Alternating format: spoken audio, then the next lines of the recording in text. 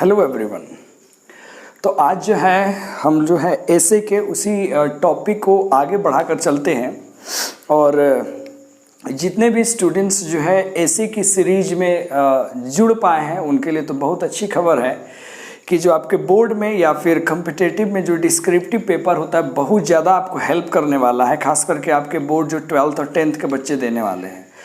और भी मैंने ढेर सारी एसेज जो है ऑलरेडी मैंने वीडियो जिस पे अपलोड कर दी है जो मोस्ट इम्पॉर्टेंट एसेज हैं और उसका लिंक जो है इस वीडियो के डिस्क्रिप्शन में दिया गया है, उसको ज़रूर जाकर के आप देख लीजिए और उसे अच्छे से नोट कर लीजिएगा ताकि एग्ज़ाम में आपका 8 मार्क्स बिल्कुल आपके मुट्ठी में हो। तो आज जो है हम लोग जिस टॉपिक पे बात करने जा रहे हैं बहुत ही इम्पॉर्टेंट टॉपिक है जिसका नाम है टेररिज्म। क्या नाम है? टेररिज्म। जी हाँ, आतंकवाद। इसको हिंदी में क्या कहते हैं? आतंकवाद कहते हैं। तो आज हम लोग जो है इसी टेररिज्म के बारे में ऐसे जो है हमने लिख रखा है, कुछ पैराग्राफ्स हैं, कुछ पैराग्राफ्स और आगे वीडियोस देखते जाएंगे तो समझ में आ जाएगा। ठीक है, तो कुछ हमारे स्टूडेंट्स जो है उनका ये मानना है कि सर जी आप कृपया करके जो है हमें थोड़ा सा वक्त दीजिए ताकि हम स्क्रीनशॉट ले सके। तो मैं तो कहूँगा पढ़ते चलो, साथ में लिखो और लास्ट में आ जाए इस वीडियो से मिलनी शुरू हो जाएंगे। ठीक है ना? तो चलो शुरू करते हैं टेररिज्म की कहानी को। Terrorism is one of the most serious problems in the world. Terrorism जो है दुनिया की गंभीर समस्याओं में से एक समस्या है। दुनिया की जो सबसे गंभीर समस्याएं है ना उनमें से एक समस्या है आतंकवाद। It is considered to be the unlawful, यहाँ एक प्यारा सा वर्ड है अनलवफुल, यूज और threatened use of force or violence against persons, societies, cultures or governments in order to create desired change। समझना खूब अच्छे से कि इसे क्या कंसिडर्ड किया जाता है, क्या माना जाता है। To be the unlawful use। Unlawful का मतलब होता है अनैतिक, अवैध, गैर कानूनी। जो भी यूज होते हैं या थ्रेटेंड, जो लोगों को धमकाया जाता है, थ्रेट से बना है थ्रेटेंड, धमकियां हैं, या यूज ऑफ फोर्स या बल का प्रयोग किया जाए और वायलेंस या हिंसा का इस्तेमाल किया जाए व्यक्तियों के खिलाफ में, समाज के खिलाफ में, कल्चर्स के खिलाफ में, किसी सरकार के खिलाफ में। मतलब जब आप गैर कानूनी तरीके से कुछ चीज़ का प्रयोग करते हो या शक्ति का आप इस्तेमाल करते हो या आप हिंसा का इस्तेमाल करते हो व्यक्तियों के विरुद्ध, किसी सरकार के विरुद्ध, किसी समाज के विरुद्ध, किसी देश के विरुद्ध, तो वही चीज़ माना जाता है कि वो है टेररिज्म। वो क्या है जी?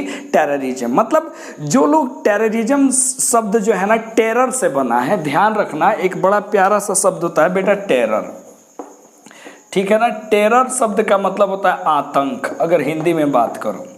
इसी आतंक से बना है टेररिज्म, आतंकवाद, और इसी से बना है टेररिस्ट, आतंकी। यानी कि जो लोग अनलॉफुल, अनैतिक कार्य को अंजाम देते हैं उन्हें हम लोग टेररिस्ट कहते हैं और उनके द्वारा ये जो कांड किया जाता है इसको हम लोग टेररिज्म कहते हैं। तो किस शब्द से बना है? टेरर शब्द से बना है। ठीक है, टेरर का मतलब ये होता है जब ज़्यादा किसी को धमका दो, डरा दो, दबा दो, कुचल दो, उसी शब्द को टेरर, आतंक कहा जाता है। तो वो है, आगे लिखा गया है in order to create desire change. और ये टेररिज्म क्यों? तो अपनी इच्छा के अनुसार परिवर्तन लाने के लिए। जैसे कि मान लो अभी आपने ISIS का नाम सुना होगा अच्छे से, या पाकिस्तान में हिजबुल मुजाहिदीन, कितने सारे टेररिस्ट जो है ना ग्रुप चलता है लोगों का। वो क्यों चलता है? तालिबान में चलता है, ठीक है, बहुत सारी ऐसी कंट्रीज है, खास करके इस्लामिक जो फंडामेंटल्स हैं, इस्लामिक जो बहुत सारे ऐसे गिरोह है, खास करके पूरे वर्ल्ड वाइड आप जो देखते हो ना वो टेररिज्म है।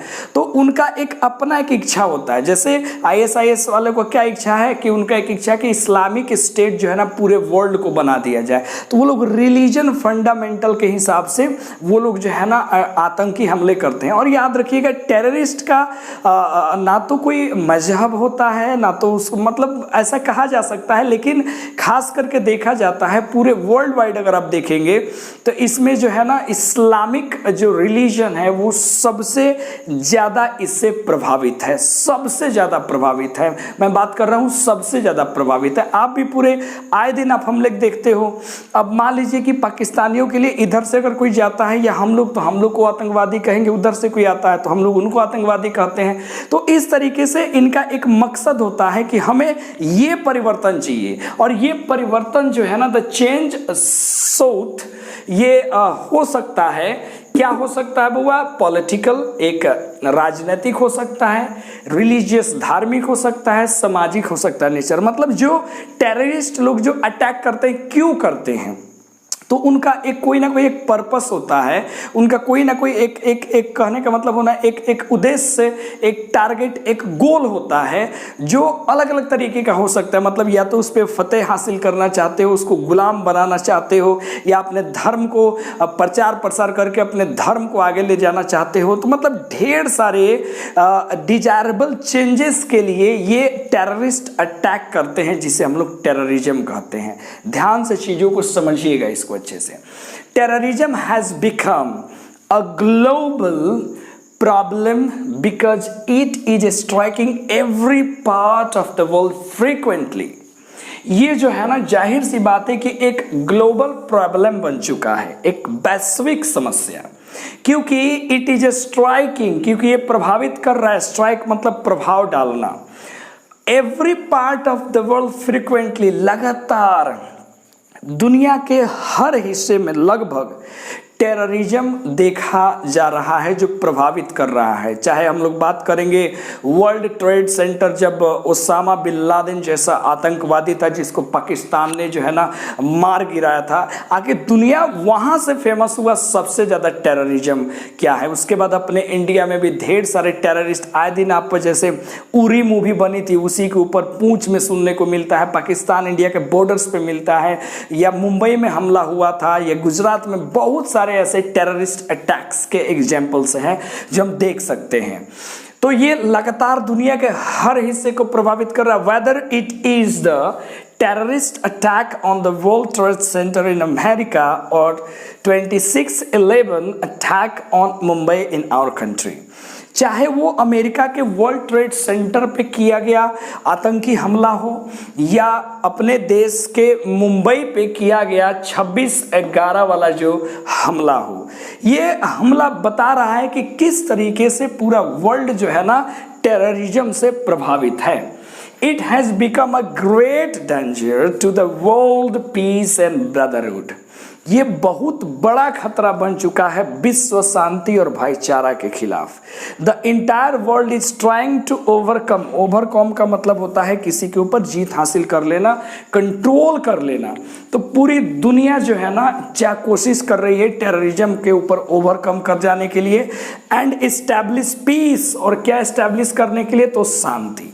तो ये हमने ऊपर में आपको इंट्रोडक्शन करा दिया, परिचय करा दिया, डेफिनेशन लिख दिया, और ये एक वर्ल्ड प्रॉब्लम है, ये कैसे कैसे जो है ना इफेक्ट कर रहा है ये लिख लिया। अब हम लोग यहाँ से लिखेंगे, यहाँ से कहानी शुरू होने वाली है। आखिर ये टेररिज्म जो है इसके पीछे का कारण क्या है, ये कैसे हो जाता है। आई थिंक मेरा मानना है power and distance makes no difference for terrorist. मेरा मानना है कि देखो भैया, पावर या मतलब कहने का मतलब है डिस्टेंस, दूरी जो है ना, ये आतंकवादियों के लिए कोई मायने नहीं रखता है, क्योंकि it has become a political और रिलीजियस वेपन। क्योंकि ये अब देखा जाए ना जो एक राजनीतिक या धार्मिक हथियार बन चुका है जिसका इस्तेमाल किया जाता था, किया जाता है और किया भी जाएगा आगे चल करके। मतलब मेरे विचार से ये जो टेररिज्म है ना एक तरीके का एक आज औजार बन चुका है। आज पॉलिटिक्स में भी इसका ढेर सारा लोग, करप्ट पॉलिटिशियंस अपने खुद के बेनिफिट के लिए इसका इस्तेमाल कर रहे हैं। साथ ही साथ जो है इसको धर्म वाले लोग भी जो ना विभिन्न तरीके से लोगों को, नवयुवकों को भटका करके वो लोग इसका इस्तेमाल कर रहे हैं। विभिन्न धर्मों में ऐसी चीज़ें देखने को मिल रही हैं।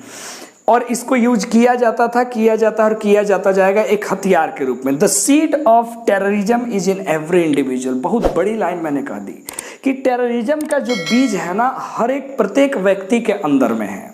मतलब टेररिस्ट को खत्म करने के लिए पहले अपने अंदर से टेररिज्म को निकालना पड़ेगा। मतलब इसके लिए हर एक कोई भी इंडिविजुअल जो है ना, कोई भी व्यक्ति टेररिस्ट बन सकता है।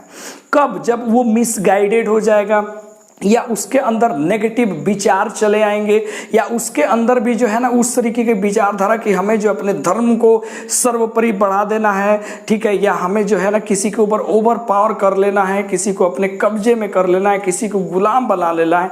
तो हर एक व्यक्ति के अंदर ये होता। अब कोई व्यक्ति जो है ना उसके अंदर एनलाइटमेंट हो जाता है, वो समझ जाता है कि ये बुरी चीज़ है, तो वो टेररिस्ट नहीं बनता। जैसे आए दिन अपने इंडिया में हम लोग देखते हैं कि इंडिया का ही व्यक्ति है जो ISIS का एजेंट निकल जाता है, इंडिया का ही व्यक्ति है जो यहाँ रह करके उसको विदेशों से फंडिंग की जाती है। तो फलाना गिरोह जो है उसको फंडिंग की जा रही है। भैया नमक हलाली देश के साथ हो रही है, तो समझ रहे। तो ये टेररिज्म जो है ना, ये हर व्यक्ति के अंदर में है। अब कोई व्यक्ति इसको खत्म कर देता है, इस विचार को नेगेटिव मान करके या देश के विरुद्ध मान करके खत्म कर देता है, और कोई व्यक्ति जो है लो जी इसका इस्तेमाल करते चला जाता है। तो ये हमने लिखा what is terrorism and how the world is striking, world is being striked by terrorism. हमने यहाँ बताया कि हाउ इट बिल्ड्स, ये कैसे बन जाता है, ये कैसे स्टार्ट हो जाता है टेररिज्म, इसको कैसे इस्तेमाल किया जा रहा है।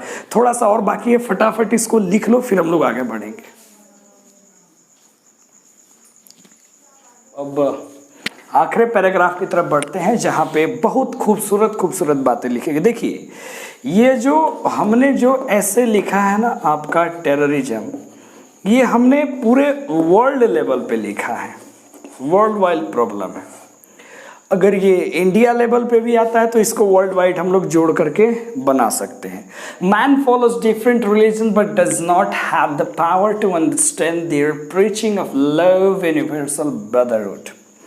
हमने कहा कि इंसान जो है ना वो बहुत सारे रिलीजन को जो है ना फॉलो करता है, लेकिन उसके पास पता नहीं क्षमता ही नहीं है यार कि उस रिलीजन का जो मेन प्रीचिंग है, मेन उद्देश्य है किस चीज का, लव का और यूनिवर्सल ब्रदरहुड का, पूरे विश्व में भाईचारा बनाने, उसको समझ ही नहीं पाता है। मतलब आखिर ये अगर धर्म के नाम पे अगर कोई युद्ध करता है तो कोई ऐसा दुनिया में रिलीजन है ही नहीं जो ये कहता है कि तुम मासूमों की जान ले लो, तुम उसको मार दो, लोगों को तंग करो, परेशान करो। ये किसी भी धर्म में नहीं लिखा गया, लेकिन फिर भी कुछ लोग हैं जो डेविएट कर देते हैं कुछ कुछ बातों से। खैर उस पर मैं चर्चा भी नहीं करना चाहूँगा। I think religion is made for man. मेरा मानना है कि ये जो धर्म है ना ये किसके लिए बना है, बोलो जी, मैन के लिए बना है। मैं ये बात क्यों कर रहा हूँ, because religious is one of the most factor okay for terrorism. आप चाहो तो इस लाइन को भी लिख सकते हो इससे पहले कि religion is one of the most factors of terrorism. आप कहानी को यहाँ लिख सकते हैं, उस पर चाहो तो क्या लिख सकते हो, बोलो जरा, कि रिलीजन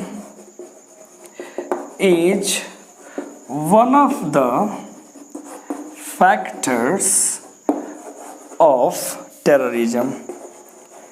ठीक है भैया, ये आप चाहो तो ये लाइन लिख सकते हो, उसके बाद इस कहानी को आप कंटिन्यू कर सकते हो, कोई बात नहीं। चाहो तो ये ऐड अप कर सकते हो। ठीक है, देखो ध्यान से आगे है जी कि मेरा मानना है कि रिलीजन इंसान के लिए बना है, न कि इंसान रिलीजन के लिए बना है। कितनी बड़ी बात है। धर्म आखिर भाई हमारे लिए बना है। अब हम धर्म को ही सर्वोपरि मान लेते हैं, देश को सर्वोपरि न माने तो फिर ये अच्छी बात। इसी को तो सांप्रदायिकता कहा जाता है ना। So the real weapon of the remedy, जो मेन हथियार है अपना, किस चीज का जो रेमेडी है, जो संजीवनी है इस टेररिज्म का, is within our heart, ये हमारे हृदय के अंदर है।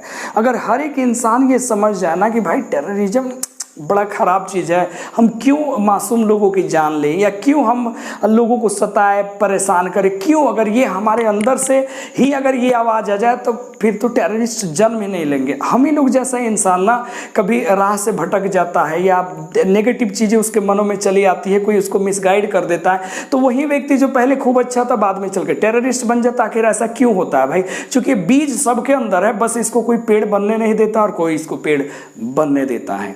तो मेन टेररिज्म का जो है ना हमारे अंदर में है, इसको यहाँ से निकाला जा सकता है। The entire world must be unite to fight against it.